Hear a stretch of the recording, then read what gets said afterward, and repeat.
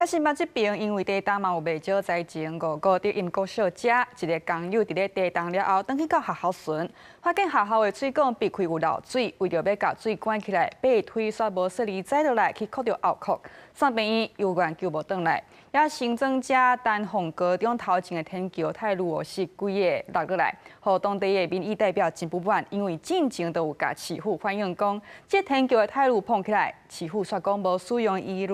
即马民意代表是要求市府爱甲新增所有的天桥规个检查过。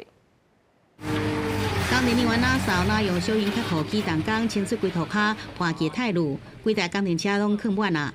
一场地震，甲新北市新庄区丹凤高中头前的天桥外壁太路又甲落落来。对面是学校、学生啊，然后还有路人，还有长辈运动，其实很多人。对啊，幸好是晚上啦。太路为坎的地震一直摇，第二暗时11点外，一大片拢落落来。经过用工处初步来检查，敢若这外壁大太路落落来，主结构无各样，预计30小时8点进前完成整修来开放。也过有议员不满，要求全部来检查当地所有天桥。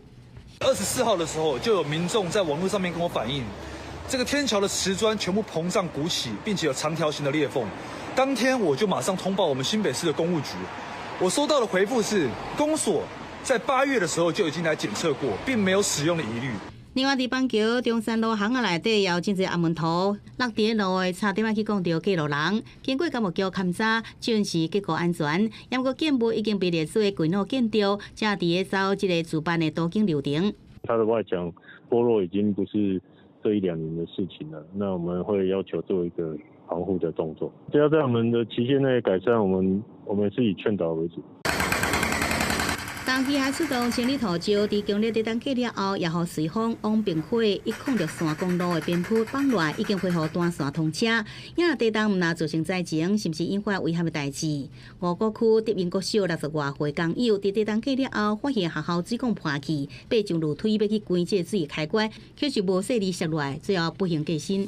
他不是一个工作的同仁而已，他真的是爱笑如家。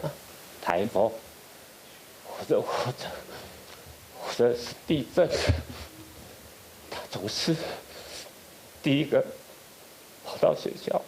遇到工友过身，校长真唔甘流目屎，讲已经服务超过30年啊，并表示真负责。即届也主动转来学校顺看卖，确实传来这不幸的消息，感觉遗憾，也有伤心，也转电关怀家属，提供后续协助。